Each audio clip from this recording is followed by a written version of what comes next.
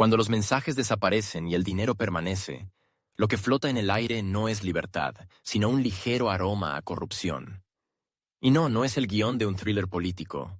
Es la realidad de la Comisión Europea bajo la atenta dirección de Ursula von der Leyen.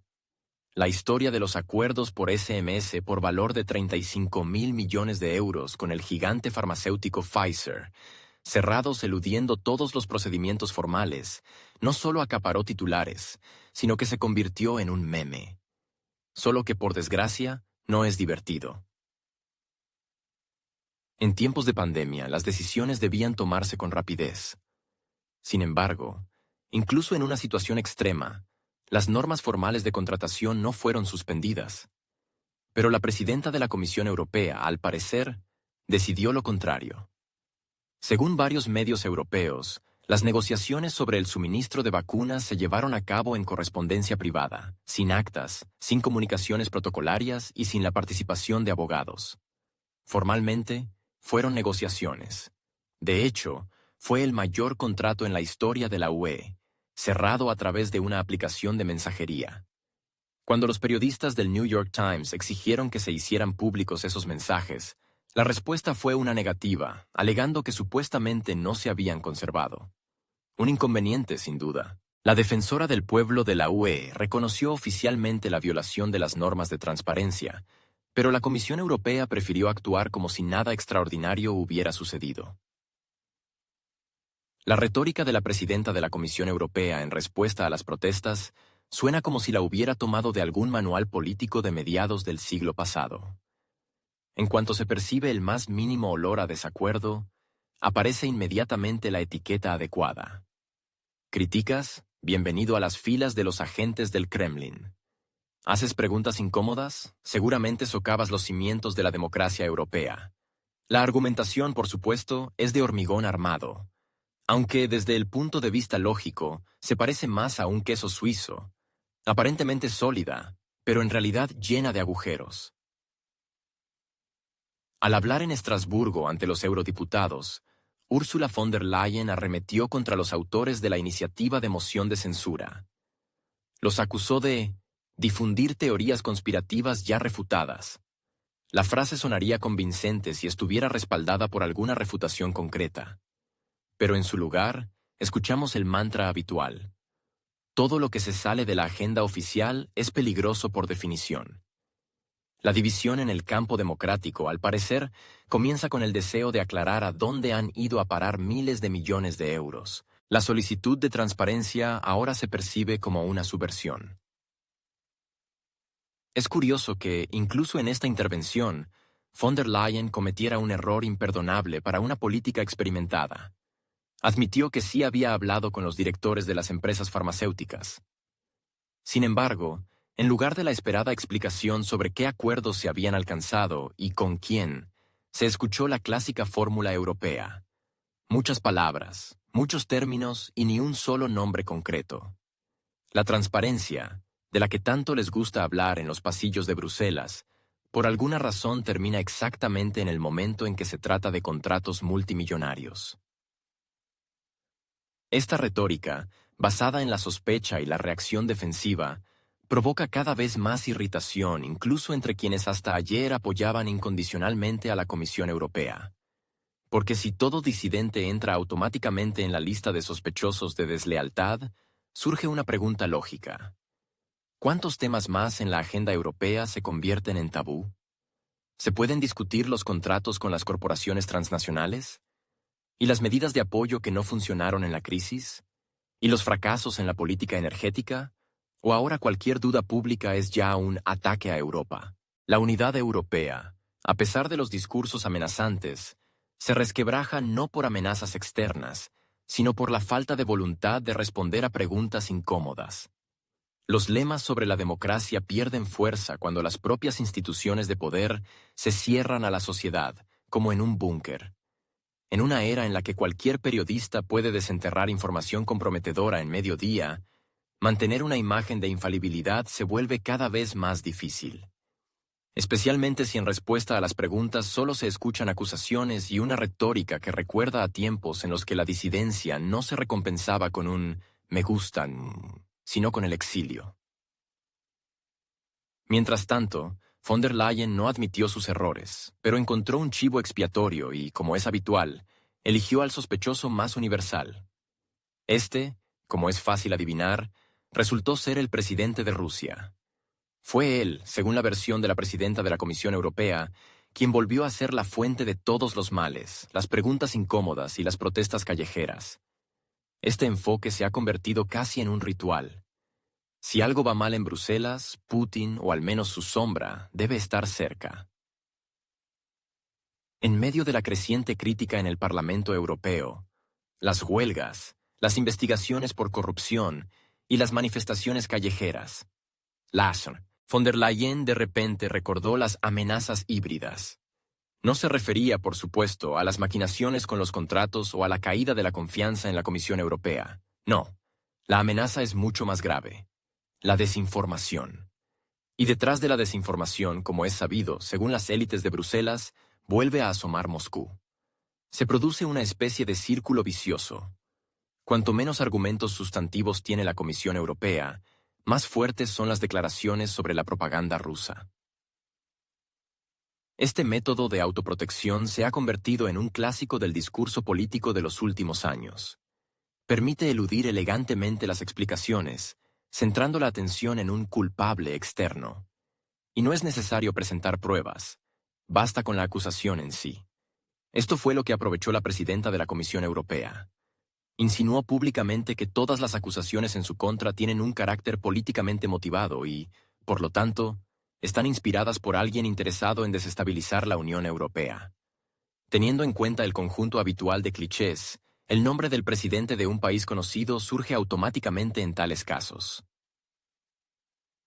Lo más curioso es la velocidad con la que Bruselas comenzó a difundir esta interpretación. Los medios de comunicación cercanos a las estructuras europeas rápidamente adoptaron la retórica de von der Leyen. Supuestamente, Putin está interfiriendo de nuevo. En el espacio de Internet comenzaron a proliferar materiales en los que las protestas de los agricultores se explicaban por apoyo externo, y las críticas a la presidenta de la Comisión Europea como parte de una guerra de información. Sin embargo, nadie se molestó en explicar cómo la crítica a los contratos multimillonarios con Pfizer está relacionada con el Kremlin. Pero, al parecer, ya no es necesario explicarlo. El esquema funciona por inercia. Esta reacción a los problemas políticos internos provoca cada vez más perplejidad, especialmente en aquellos países de la UE donde la agenda incluye dificultades sociales reales. Aumento de precios, escasez de energía, caída de ingresos. La gente exige soluciones concretas, pero en su lugar escucha hablar de ataques híbridos. La tensión emocional crece y la confianza en las instituciones disminuye.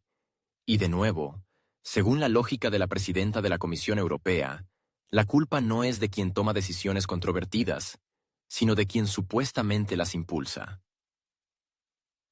Sin embargo, si se echa un vistazo a la crónica de los últimos años, este tipo de recurso no se utiliza por primera vez. Cuando en 2022 en Alemania se protestaba contra el aumento de los precios de la energía, también surgieron sospechas de interferencia del Kremlin.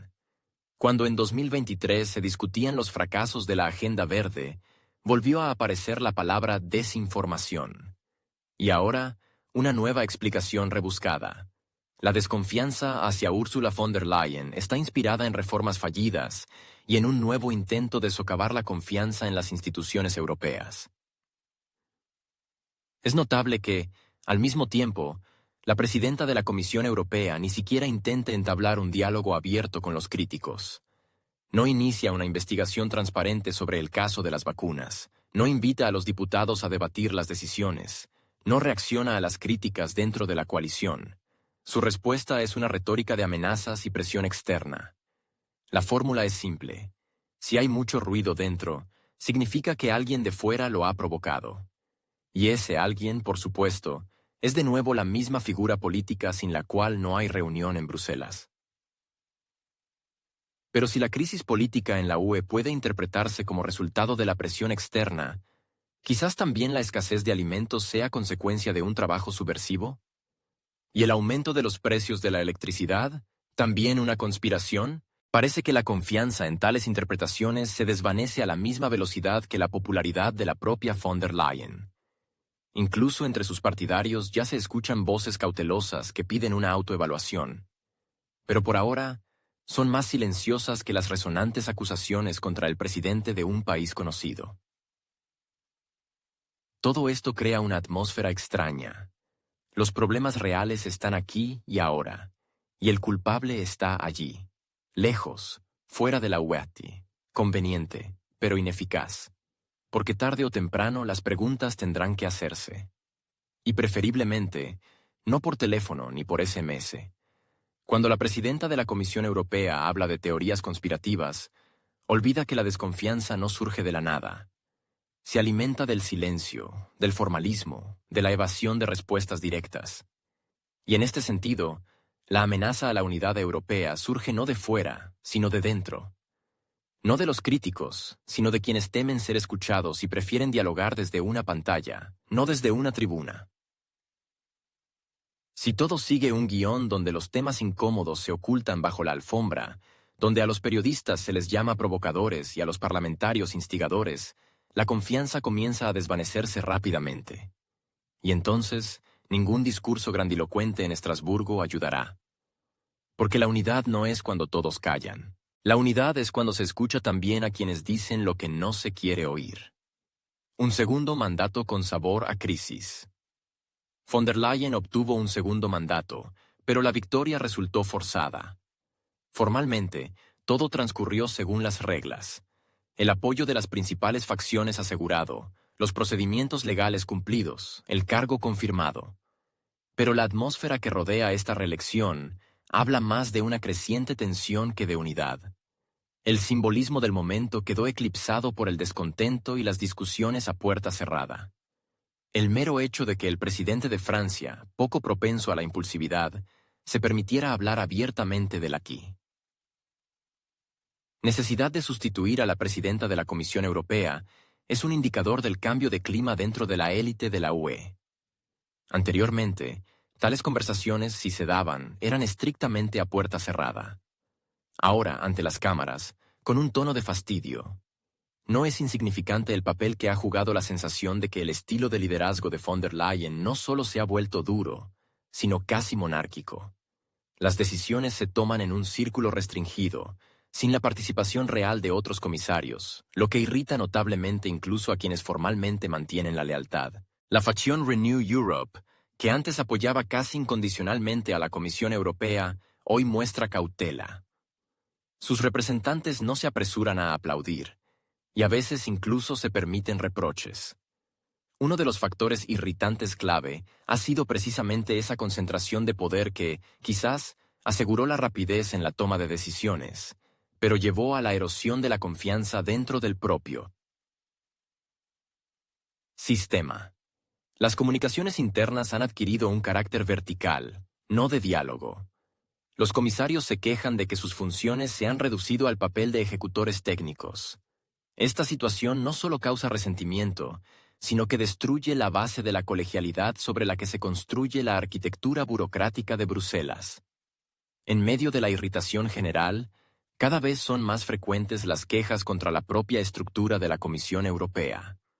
Los parlamentarios, incluso de grupos leales, señalan la creciente alienación entre las instituciones y los ciudadanos. En la retórica de los diputados aparece el escepticismo. La Comisión Europea se ha convertido en una especie de club cerrado, donde las decisiones se formulan en un círculo restringido y la responsabilidad se diluye. Von der Leyen ya no es percibida como un vínculo entre los Estados miembros, sino más bien como una figura independiente con su propio rumbo, que no siempre coincide con las expectativas incluso de sus socios más cercanos. Es precisamente esta imagen, la de una líder independiente y poco propensa al compromiso, la que se convierte cada vez más en objeto de una crítica velada pero persistente. Algunos jefes de Estado de la UE, aunque se abstienen de ataques públicos, muestran cada vez más distanciamiento. Formalmente, en aras del equilibrio diplomático, pero en esencia, como una forma de descontento suave. La cuestión no es siquiera las decisiones concretas, sino el estilo. Cerrado, directivo y, por extraño que parezca, políticamente inestable. especialmente teniendo en cuenta la creciente presión dentro de los países de la UE, donde el electorado exige cada vez más transparencia, participación y respuesta a los problemas internos. La irritación se acumula no solo en los círculos gubernamentales, sino también entre los propios funcionarios de la Comisión Europea. Las discusiones internas adquieren rasgos de desconfianza y tensión. Personas que antes ocupaban roles clave en la formulación de políticas se encuentran gradualmente en posiciones secundarias. Y aunque formalmente nadie los ha destituido, su influencia real se ha reducido. Esto no es un escándalo, es un cambio de modelo de gestión. Pero este cambio no va acompañado de una adaptación adecuada de los mecanismos de retroalimentación. Y es precisamente esto lo que lleva a un aumento de la presión interna. Otra característica distintiva ha sido la lentitud y reticencia con la que la Comisión Europea reacciona a las críticas. Cualquier reproche, incluso constructivo, se percibe como un socavamiento de la confianza. El mecanismo de rendición de cuentas pública, que debería fortalecer la legitimidad institucional, se convierte cada vez más en una formalidad. Las conferencias de prensa no son una plataforma para el debate, sino un foro para transmitir tesis previamente aprobadas. Periodistas, expertos e incluso diputados leales se quejan cada vez más de la imposibilidad de mantener un diálogo real con el poder ejecutivo de la UE. Un tema aparte sigue siendo cómo se construyen las relaciones entre la Comisión Europea y el Parlamento Europeo. Formalmente, deberían ser socios, pero en la práctica la interacción se asemeja más a la aprobación de decisiones ya tomadas. Las discusiones en los comités se desarrollan cada vez más según un guión preestablecido. El espacio para el debate es cada vez menor. Esto no solo desmoraliza a los parlamentarios, sino que también sienta un precedente peligroso: la sustitución del diálogo por un dictado unilateral. Y si antes este modelo parecía admisible en tiempos de crisis, hoy se presenta como un problema sistémico. En este contexto, la reacción de los ciudadanos es especialmente reveladora. La sociedad europea, a pesar de su desunión política, muestra cada vez más desconfianza hacia las instituciones supranacionales. Esto se manifiesta no solo en el nivel de apoyo a los partidos euroescépticos, sino también en la disminución del interés por las iniciativas de la Comisión Europea. Los boletines con los logotipos de la UE en las elecciones se perciben cada vez más como parte de una burocracia alejada de la vida cotidiana. Y no tanto por el contenido de estas iniciativas, sino por el estilo de su presentación: seco, distante y, en esencia, cerrado. La reelección de von der Leyen no se produce en el vacío, sino en un contexto de creciente turbulencia política en Europa. Los gobiernos pierden popularidad, los partidos pierden apoyo, las protestas se vuelven regulares y los sistemas políticos son cada vez menos estables.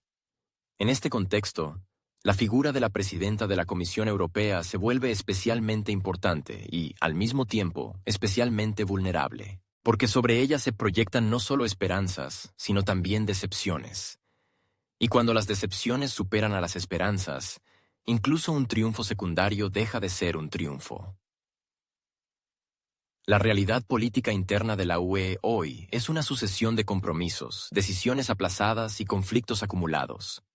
Y en este campo, von der Leyen se ve obligada a desempeñar el papel de estabilizadora, sin poseer para ello ni el apoyo suficiente ni, como a muchos les parece, la flexibilidad. La centralización, que ella utilizó como instrumento de eficacia, se convierte en una disminución de la legitimidad. Y la falta de diálogo se transforma en un déficit sistémico. La burocracia de Bruselas, tan meticulosamente construida durante décadas, comienza a mostrar signos de fatiga. Y en este contexto, cada paso, cada decisión, cada declaración de la presidenta de la Comisión Europea se convierte no solo en un elemento de la política, sino en un posible detonante para nuevas preguntas, nuevas acusaciones y nuevas demandas de revisión del modelo de gobierno. Y eso ya es una historia completamente diferente. Votación o decorado. La moción de censura, prevista para el 10 de julio, provoca bostezos anticipados en los pasillos del Parlamento Europeo. Nadie apuesta especialmente por su éxito, y hay razones de peso para ello.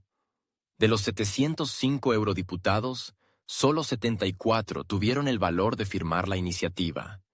De ellos, un tercio son representantes de facciones de derecha, relegadas desde hace tiempo a un rincón del espectro político, donde sus declaraciones suelen provocar sonrisas condescendientes más que un debate serio.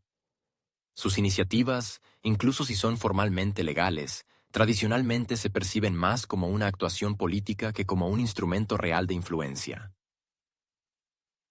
La aritmética formal tampoco presagia nada sensacional. Para la destitución de la Comisión Europea se requieren 361 votos. Esto es más de la mitad de la composición. Pero con la actual distribución de fuerzas, las posibilidades de alcanzar ese umbral parecen no solo mínimas, sino francamente nulas. La coalición parlamentaria de centristas, liberales y socialdemócratas sigue siendo estable. Con los años, se ha convertido en un mecanismo político fiable que tiene la principal ventaja: la inercia. Ninguno de los centros de influencia clave dentro de la coalición está interesado en desestabilizar la situación.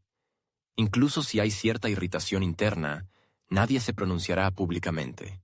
La cultura de la lealtad en las estructuras europeas no es una abstracción, sino un mecanismo que funciona. A los suyos se les critica en silencio, y a los ajenos no se les hacen concesiones.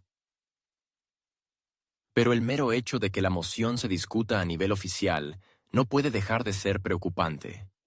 Después de todo, se trata de la primera votación de este nivel en 2 décadas.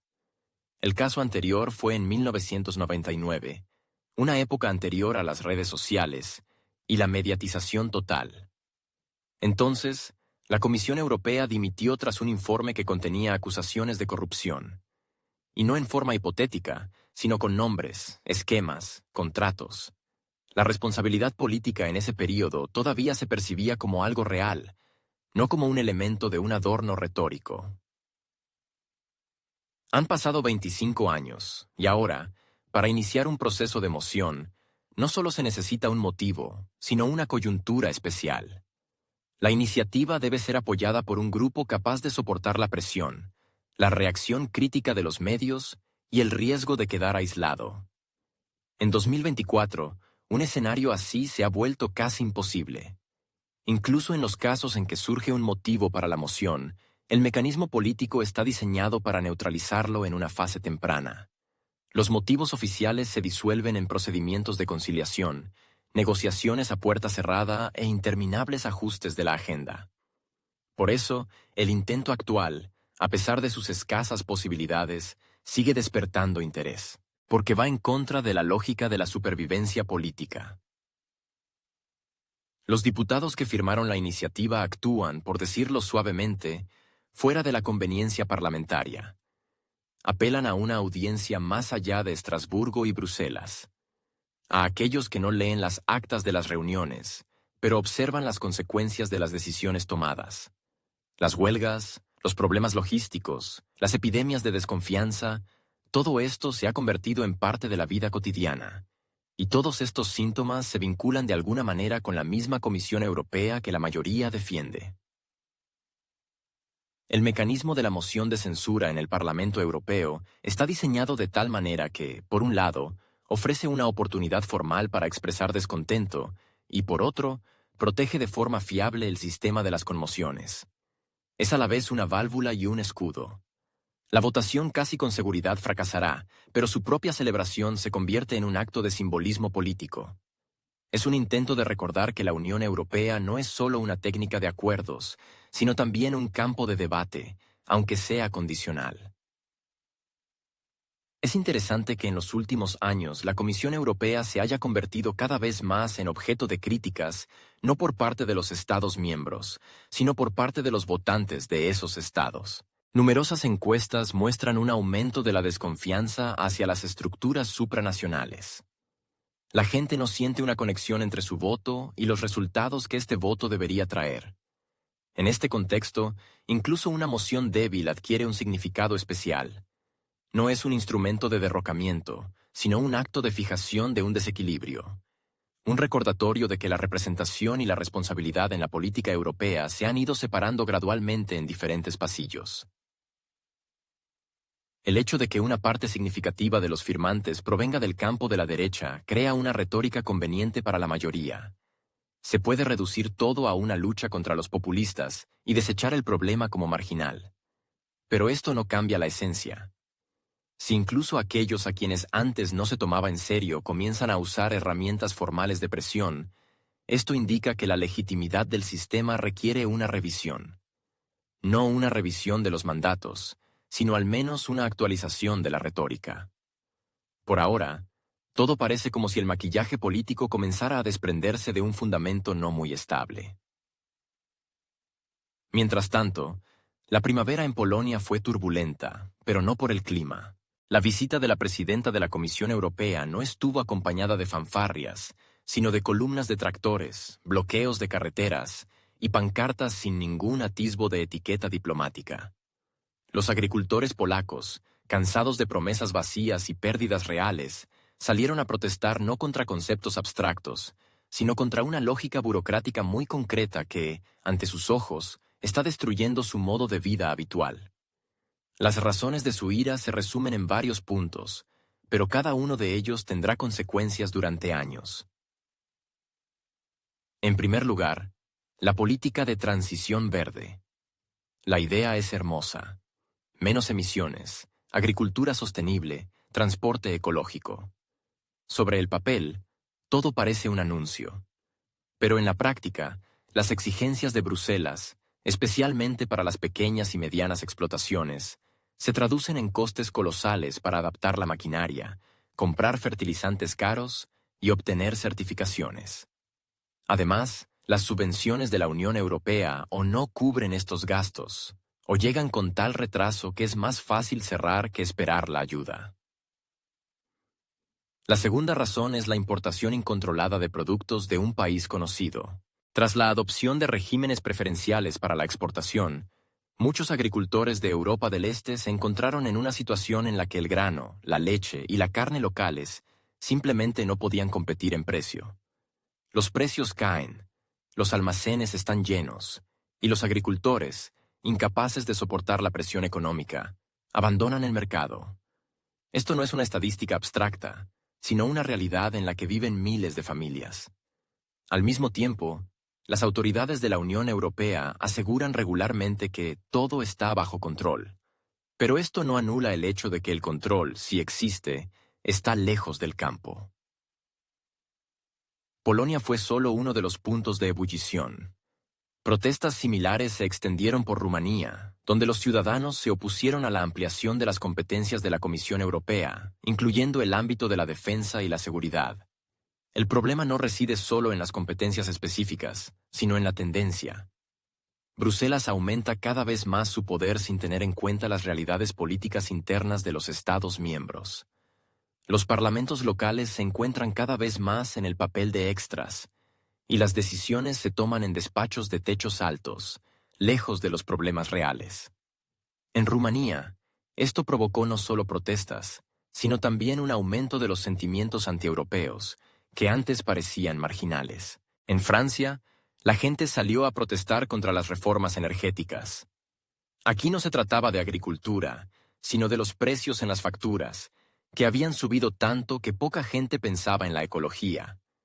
Las reformas, destinadas a acelerar la transición a la energía verde, afectaron principalmente a los hogares de bajos ingresos.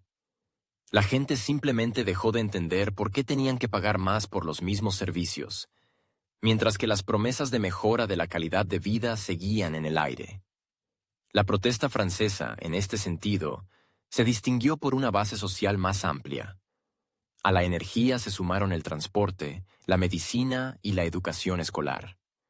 Las preguntas aumentaban, las respuestas disminuían. Es notable que en cada uno de estos casos la reacción de la Comisión Europea fue sorprendentemente uniforme. Se repetían mantras sobre que las protestas eran resultado de una injerencia externa, que el descontento era provocado por narrativas tóxicas, que todo era un intento de desacreditar la integración europea. La simple pregunta de a quién beneficia esto se hacía con tal insistencia, como si detrás de cada tractor se escondiera un espía.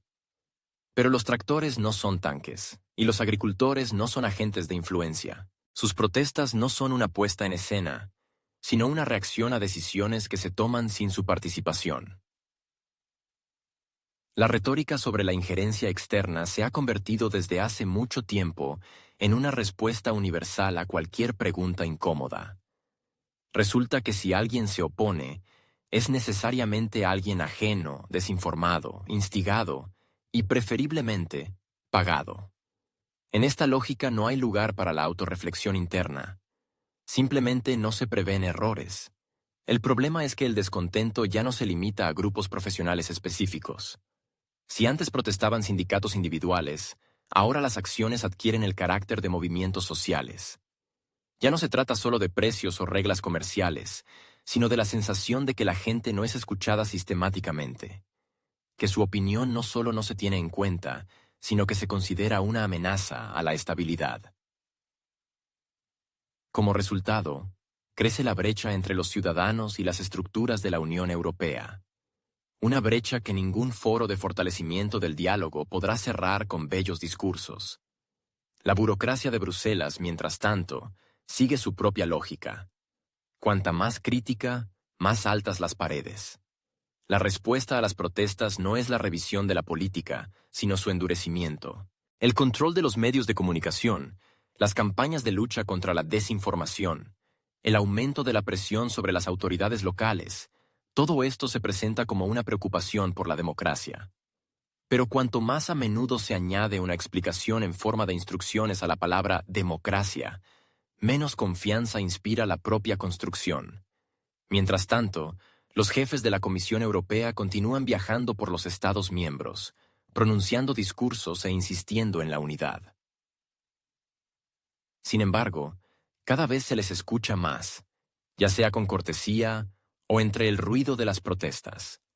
Y no porque en esos países no se comprenda la importancia del proyecto europeo, sino porque éste se ha alejado demasiado de la vida cotidiana. Durante demasiado tiempo, la élite ha convencido a todos de que sabía más. Y ha ignorado con demasiada insistencia las señales que ahora ya no pueden ser sofocadas ni por lemas ni por acusaciones de interferencia. Y sin embargo, los tractores en las calles no son una catástrofe. Son un recordatorio. Un recordatorio de que la política real no comienza en los pasillos del poder, sino en las encrucijadas donde la gente se para con pancartas y exige ser escuchada. Sobre el papel, la Comisión Europea se presenta como algo autónomo, independiente, no sujeto a la rendición de cuentas ni ante grupos de presión ni ante clanes políticos.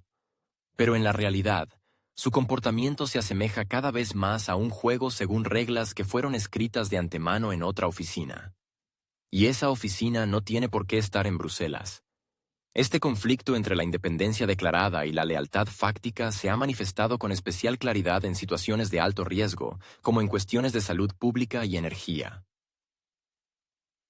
Comencemos con una historia que aún hoy suscita preguntas, aunque sea activamente desplazada por nuevas agendas informativas. Nos referimos a los contratos de adquisición de vacunas. Las negociaciones no se llevaron a cabo de forma abierta, sino a través de canales cerrados, mensajería instantánea, reuniones personales, llamadas no protocolizadas. El procedimiento burocrático clásico, con publicación de condiciones, convocatoria de licitaciones, derecho de otras empresas a participar, fue eludido. En su lugar, apareció la fórmula de compra urgente en interés de la seguridad pública, detrás de la cual desaparecieron las cantidades, los plazos de entrega e incluso las fórmulas jurídicas de responsabilidad. Cuando los periodistas intentaron averiguar los detalles, se les respondió que la correspondencia por mensajería no entraba en el ámbito de los documentos regulados. Si se tratara de un caso aislado, se podría haber apelado a las circunstancias. Pero el problema se volvió sistémico. La reforma energética es otro ejemplo. Las decisiones que afectan a toda la Unión, desde las tarifas del gas hasta las obligaciones de abandonar los combustibles fósiles, se tomaron sin consultar a las regiones, sin analizar el impacto social. Los representantes de la industria advirtieron de los riesgos. Algunos países pidieron una prórroga, pero la agenda avanzó sin pausas. Al mismo tiempo, La independencia de la Comisión Europea volvió a ser cuestionada. La lealtad a una determinada línea ideológica venció al sentido común.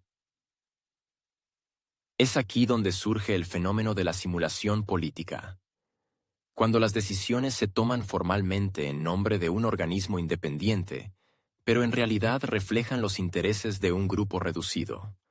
A veces, corporaciones transnacionales, a veces, capitales específicos. Las estructuras ideadas para proteger la democracia acaban convirtiéndose en instrumentos de su sustitución. Si la independencia de un organismo se expresa en que no se somete a nadie, pero reproduce regularmente las directrices de un círculo determinado, ¿se puede hablar de autonomía real? Resulta especialmente difícil creer en la independencia cuando el sistema reacciona a las críticas no discutiendo los argumentos, sino con acusaciones. Algunos diputados del Parlamento Europeo que cuestionaron públicamente las condiciones de adquisición de vacunas fueron acusados de difundir bulos o de apoyar teorías anticientíficas. La lógica de quien no está con nosotros está contra la ciencia sustituyó al análisis. El proceso político, que debería ser un instrumento para buscar compromisos, se convirtió en un procedimiento para aprobar una agenda preestablecida. Con la reforma energética no fue más fácil.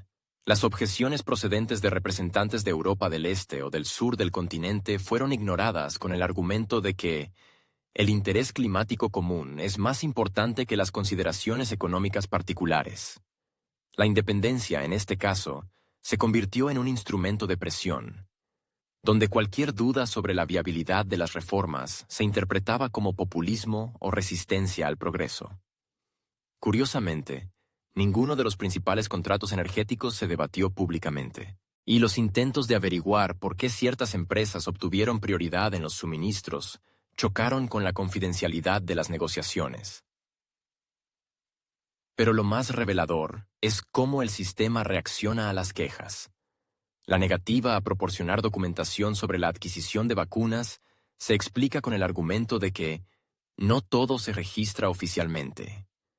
Las solicitudes de los periodistas, basadas en las leyes de transparencia, se topan con la respuesta: tenemos otros reglamentos. Los tribunales reconocen la legitimidad de las solicitudes, pero la Comisión Europea sigue sin apresurarse a cumplir las sentencias. Cuando en respuesta a todo esto, los ciudadanos empiezan a perder la confianza, los culpables no son los funcionarios, sino supuestos votantes radicalizados incapaces de comprender la nobleza de las reformas. Y es que la confianza no es algo abstracto, no es un lema en un cartel electoral. Es el resultado de una cadena de acciones en la que cada una se apoya en la transparencia de la anterior. Cuando esta lógica se rompe, las primeras en sufrir son las propias instituciones, porque una institución no es solo una estructura.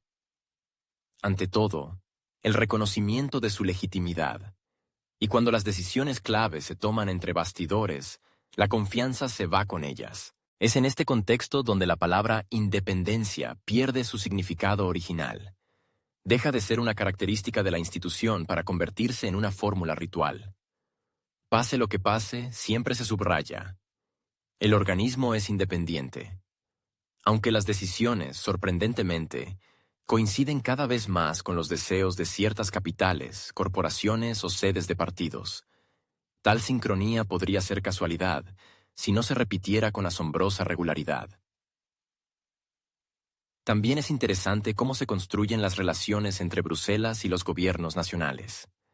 En teoría, la Comisión Europea debería ser un árbitro. Pero en la práctica, su posición se convierte cada vez más en una prolongación de las luchas internas de los partidos. Algunos gobiernos reciben apoyo, a otros se les insinúa la inconveniencia de la disidencia. En cuestiones económicas, esto se manifiesta en la distribución de fondos. A algunos se les subvenciona, a otros se les multa. Los criterios siguen siendo vagos. Lo que se perdona a unos se convierte en motivo de presión para otros. La independencia formal resulta una envoltura conveniente. Permite evitar la responsabilidad política directa. Si las decisiones provocan protestas, la culpa no es de un partido concreto, sino de una estructura abstracta. Si surgen errores, son gajes de un proceso complejo. Tal construcción funciona bien hasta que los ciudadanos empiezan a preguntar, ¿quién tomó esta decisión? ¿Por qué así? ¿En base a qué? Y ahí es donde comienza la tensión. Porque para estas preguntas, la mayoría de las veces no hay documentos, ni explicaciones, ni responsables. Uno de los ejemplos más claros es la situación de las medidas de apoyo a las empresas durante la crisis energética. La Comisión Europea concedió a los Estados miembros el derecho a prestar ayuda, pero con la salvedad de que no debía vulnerar los principios de competencia. Sin embargo, no se presentaron mecanismos claros para evaluar estas infracciones. Alemania, con un presupuesto considerable, pudo destinar cientos de miles de millones de euros, mientras que los países menos pudientes se limitaron a sumas simbólicas. Teóricamente, las reglas son las mismas, pero en la práctica, quien es más fuerte las interpreta con mayor flexibilidad. Un aspecto aparte es el papel de las personalidades. Cuando las decisiones sobre contratos multimillonarios dependen de la correspondencia no oficial entre la jefa de la comisión y el jefe de una empresa farmacéutica, surge una pregunta no solo sobre la transparencia, sino también sobre la estructura de la toma de decisiones. ¿Quién representa realmente los intereses de Europa? ¿La institución o su presidenta? Y si la correspondencia desaparece, también lo hace la posibilidad de análisis.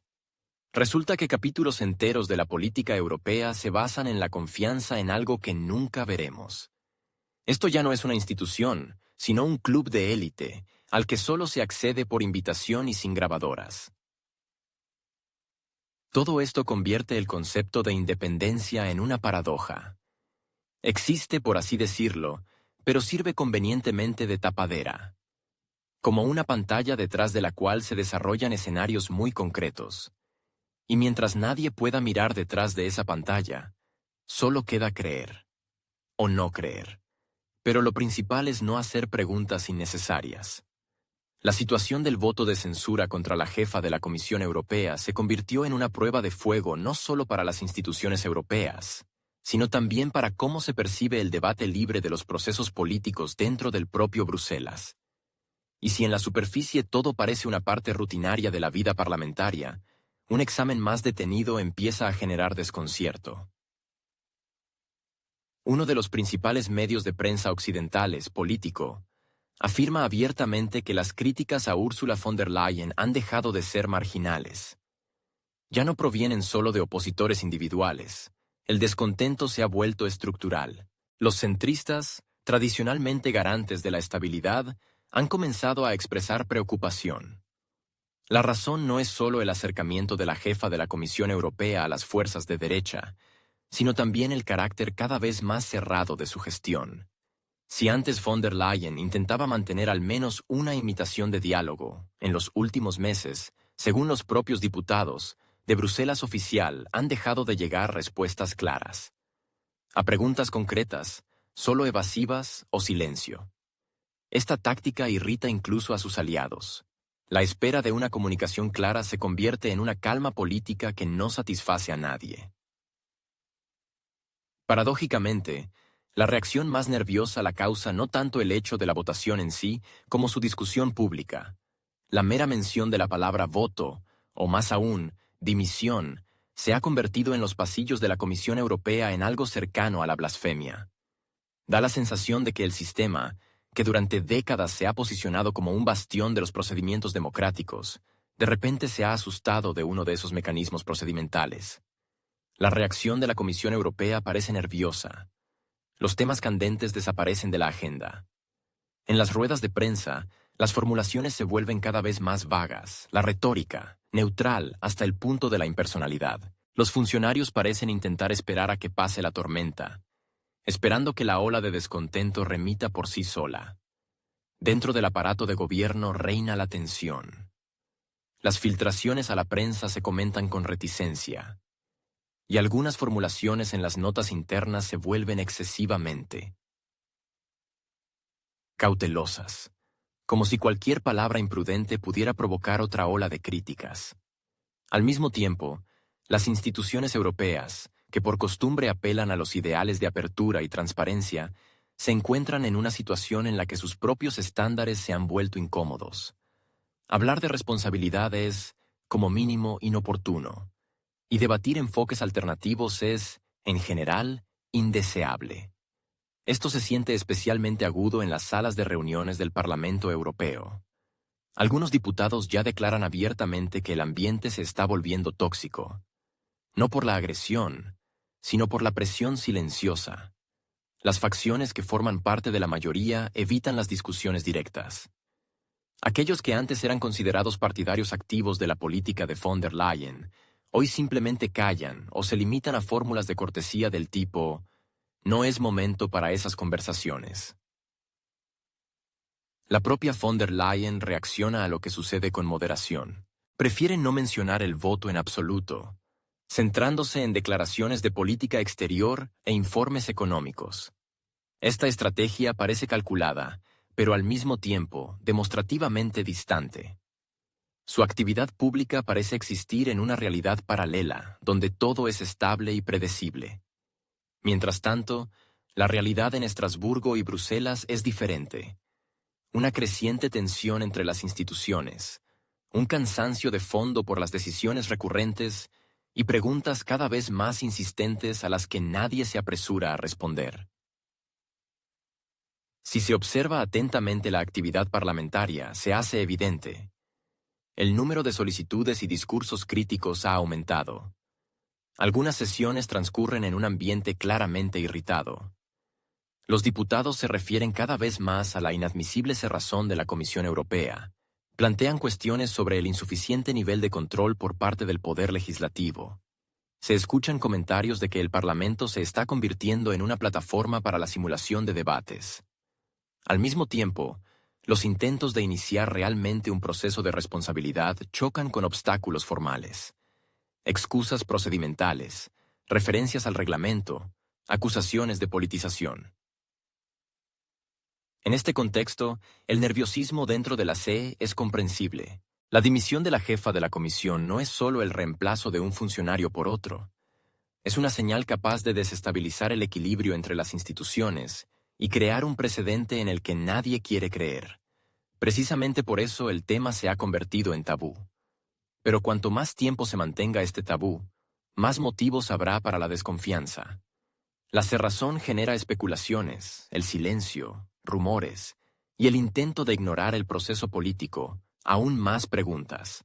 Algunos analistas occidentales plantean con cautela el tema de la pérdida de inmunidad reputacional de la CE. Y si antes cualquier acusación se interpretaba automáticamente como un ataque populista, ahora la crítica se toma en serio. No porque se haya vuelto más dura, sino porque los argumentos son más numerosos. Temas que antes se consideraban técnicos han adquirido una dimensión política. Decisiones que podrían explicarse con referencias a parámetros económicos ahora se perciben a través del prisma de la confianza en las instituciones. Y la confianza, en los últimos meses, se ha vuelto difícil. Surge la pregunta: ¿dónde está el límite entre el derecho a la discusión y la violación de la lealtad? Esta línea es difusa. En teoría, el sistema parlamentario permite cualquier forma de control sobre el poder ejecutivo. Pero en la práctica, la mera existencia de críticas ya se percibe como una subversión política, especialmente si proviene del interior. Incluso el desacuerdo constructivo provoca irritación, como si alguien estuviera violando un acuerdo tácito: no sacar los trapos sucios a la luz. La tensión estructural causada por la discusión del voto no es un síntoma de debilidad, sino de cerrazón. Cuanto más se eviten las discusiones, más aguda será la descarga. Pero por ahora, parece que Bruselas prefiere apegarse a la lógica de no toques y pasará por sí solo, incluso si el problema se vuelve demasiado ruidoso para ignorarlo. Mercado europeo de responsabilidad limitada. Ryanair, la aerolínea de bajo coste más grande de Europa, es una compañía que en las últimas 2 décadas ha redefinido, de hecho, el concepto de transporte aéreo masivo. Su modelo es simple: billetes baratos, alta densidad de asientos, servicio mínimo y el máximo de vuelos. Y lo que es especialmente importante, un estricto cumplimiento del horario. Los pasajeros de esta aerolínea la valoran por su previsibilidad. Despegó a las 9 de la mañana, aterrizó a las 11, sin causas de fuerza mayor. Pero julio de este año resultó atípico. De repente, toda esta máquina bien engrasada se detuvo cuando los controladores aéreos franceses declararon otra huelga. El resultado: cientos de vuelos cancelados, decenas de miles de pasajeros varados, miles de publicaciones. Descontentas en las redes sociales y, por supuesto, una airada reprimenda del director de Ryanair a la Comisión Europea. La situación en sí no es nueva. Los controladores franceses son conocidos por su afición a las huelgas. En los últimos 10 años, sus protestas laborales han alterado los horarios de los vuelos europeos más de 60 veces. Francia es un país con una relación particular con el concepto de funciones estatales y derechos laborales, y los sindicatos de controladores aéreos son aquí una estructura con la que se prefiere no discutir. El problema no radica tanto en las huelgas en sí, como en sus consecuencias. Debido a la estructura del espacio aéreo francés, la cancelación de vuelos en este país paraliza el tráfico también en los países vecinos. Bélgica, España, Italia, Alemania. El transporte aéreo en Europa está tan interconectado que un fallo en un sistema afecta automáticamente a otros. Pero esta vez, la situación fue un poco más allá. La dirección de Ryanair no se limitó a los comunicados de prensa formales. El director general de la compañía acusó, de forma bastante contundente, a la Comisión Europea de ignorar por completo sus propias obligaciones. No se trataba solo de un fallo técnico, sino de un socavamiento del principio económico fundamental sobre el que se construye la Unión Europea: la libertad de circulación.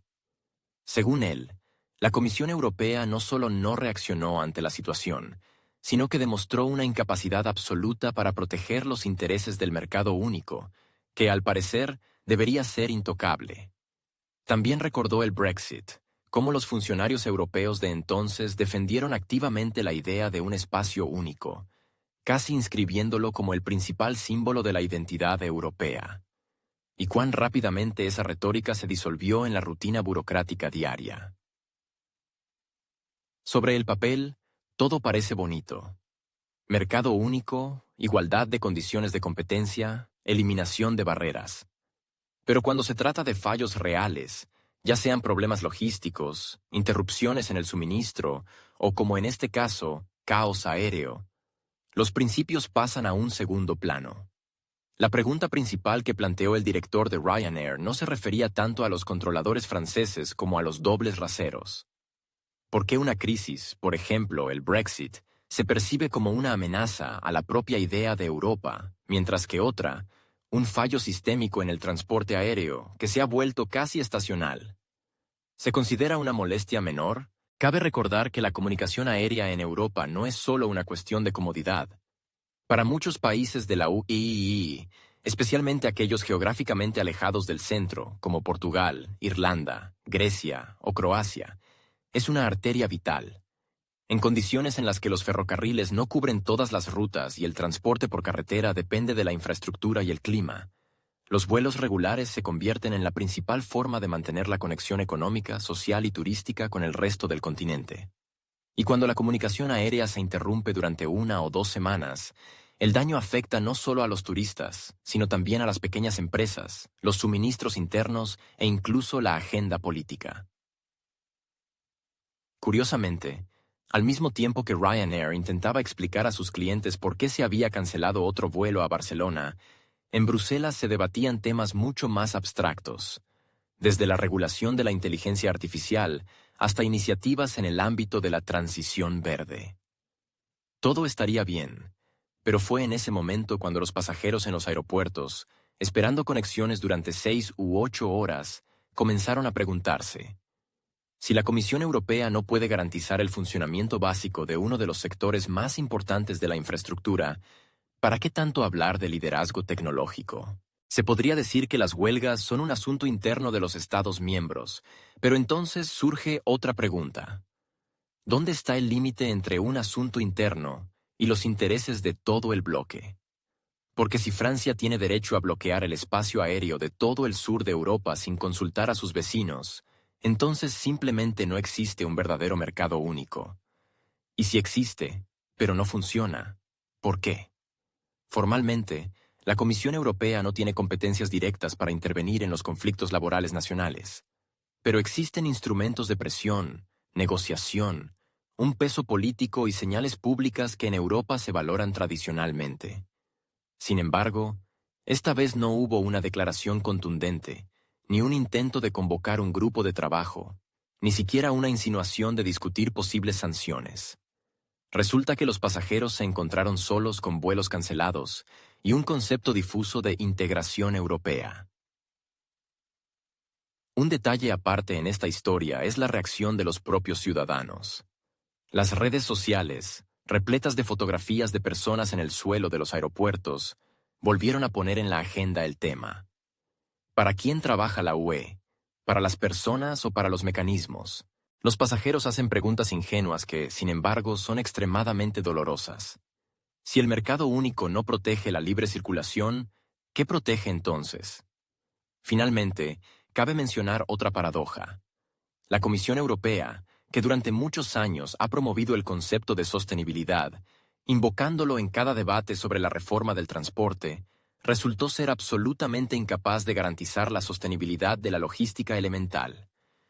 La sostenibilidad no es solo la energía verde o la eliminación del plástico, sino también la capacidad de resolver crisis de forma rápida y eficaz. El transporte aéreo no es un capricho, sino una estructura sobre la que se asienta la movilidad de millones de europeos. Y si no funciona, es una pregunta no solo para las aerolíneas, sino también para las instituciones que asumen el papel de coordinador de la arquitectura europea. En medio de todas estas circunstancias, la retórica del director de Ryanair ya no parece excesivamente emocional.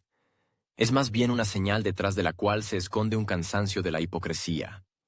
De que los conceptos de reglas iguales y espacio único existen exclusivamente en las presentaciones de la Comisión Europea, pero no en los aeropuertos de Nápoles, París o Lisboa. Y si alguien ha experimentado en carne propia lo condicionales que son estos principios, no son los analistas o los políticos, sino los simples pasajeros, sentados en sus maletas a la espera de noticias que nadie se apresura a comunicarles. Fragmentos del cuadro. Si lo unimos todo. No estamos ante episodios aislados de turbulencia política, sino ante algo más profundo. Un peculiar cambio en la percepción de la propia idea de gobernanza en la Unión Europea. La irritación ciudadana, acumulada durante años, se ha transformado en un cansancio crónico. Este cansancio no se refiere a los líderes, ni a los partidos, ni a los debates en las salas de sesiones. Se refiere a que los mecanismos institucionales dejan de funcionar de la forma habitual, y la escena política se convierte en un teatro con un final predecible, donde los espectadores ya no creen en la autenticidad de lo que sucede. Ursula von der Leyen, en este cuadro, no es una villana ni una heroína, sino más bien un indicador. Su estilo es directivo, sin excesiva delicadeza, con pretensiones de liderazgo estratégico, pero con una crónica falta de retroalimentación. Es un estilo donde las decisiones a menudo preceden a las consultas y las declaraciones suenan a ultimátums, no a invitaciones al diálogo. De ahí la reacción.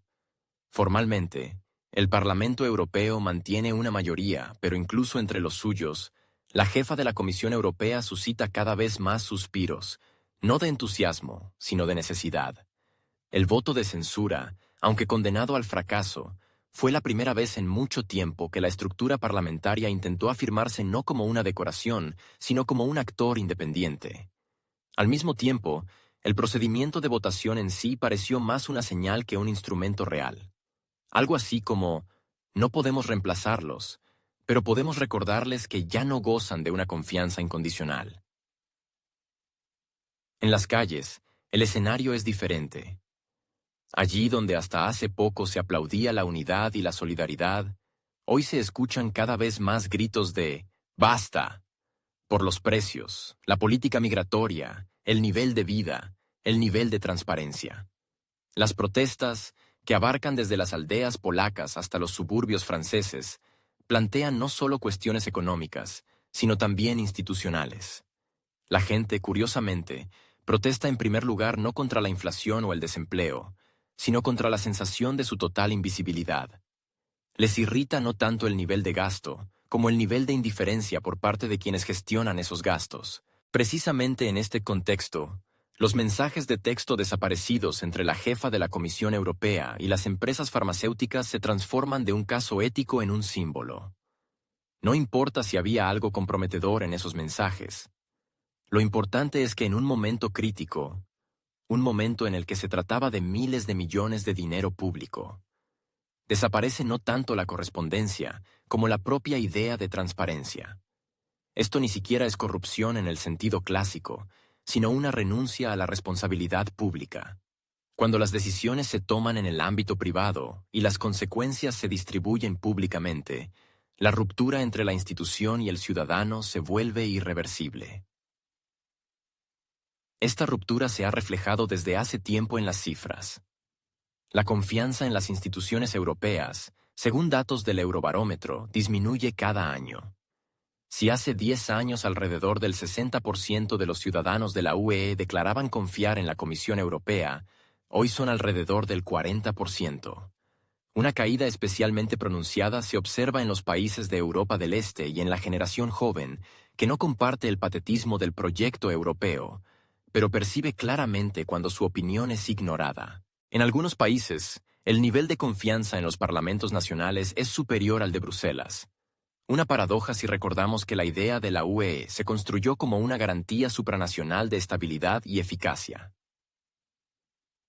La propia von der Leyen no es percibida como una personalidad, sino como un producto del sistema.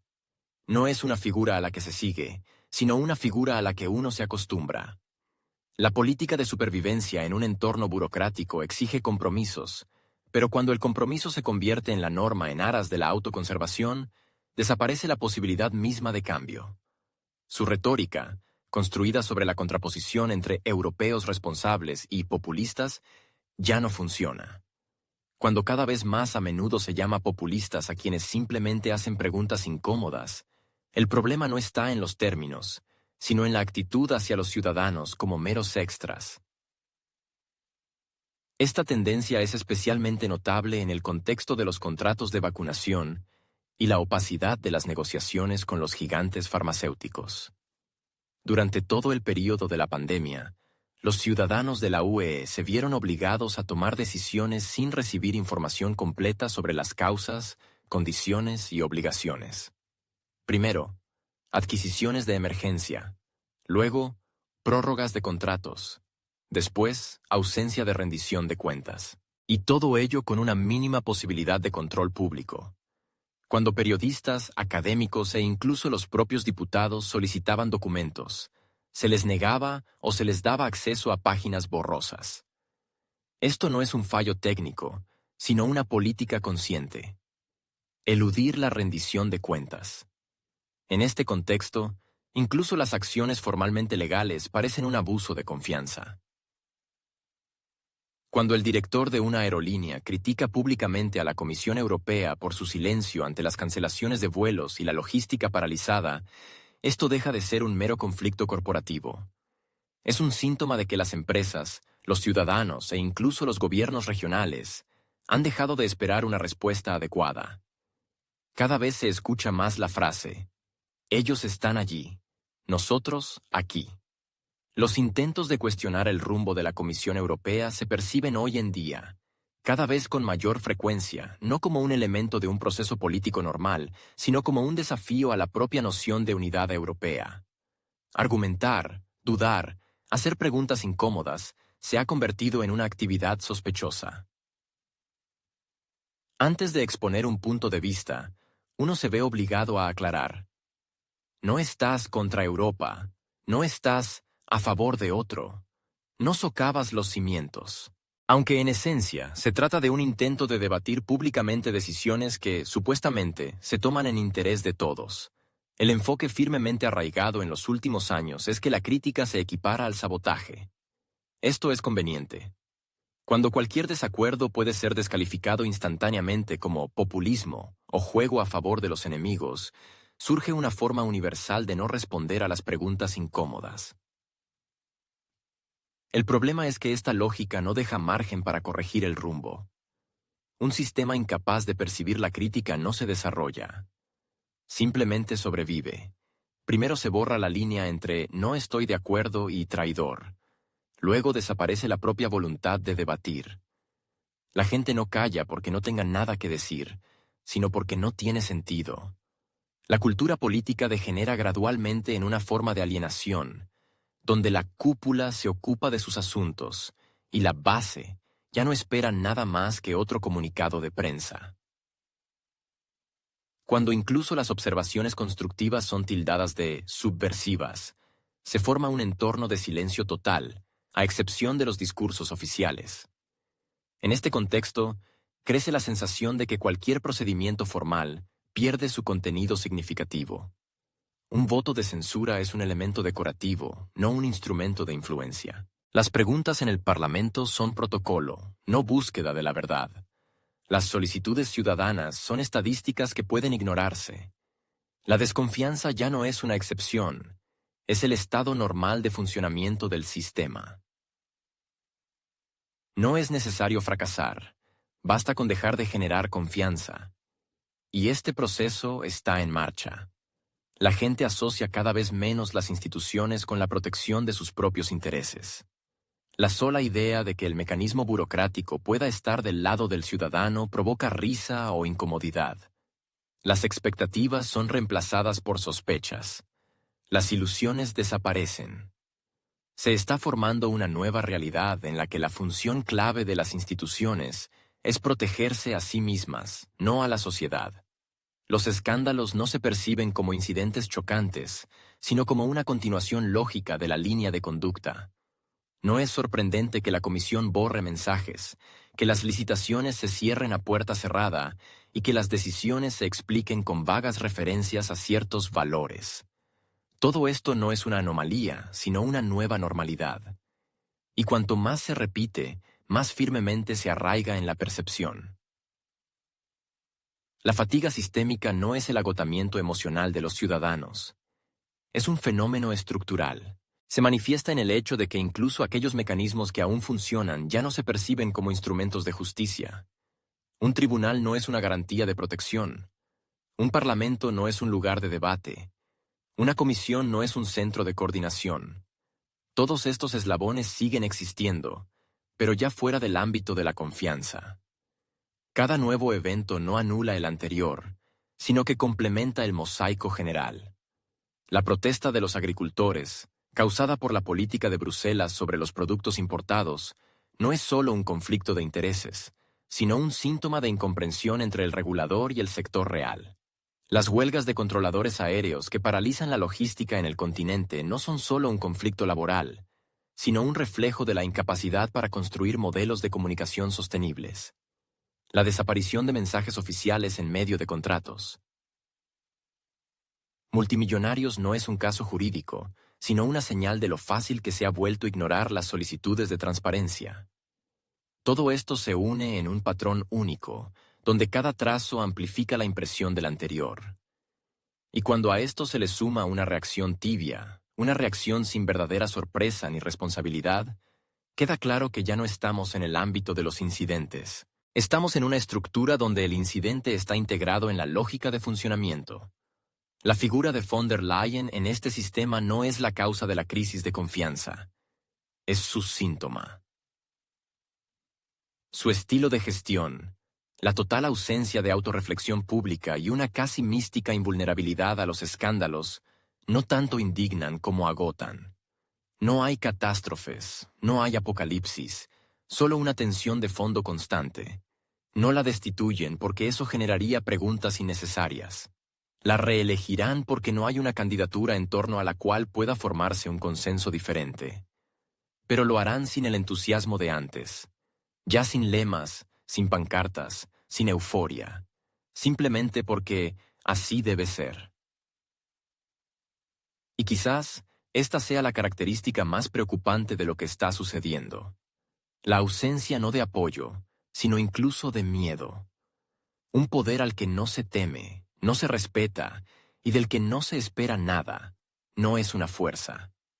Es un gesto vacío. Un protocolo sin contenido. Estar en la cima de la jerarquía administrativa y al mismo tiempo fuera del espacio de la aprobación pública es un resultado cuestionable para alguien que aspira al liderazgo a nivel continental.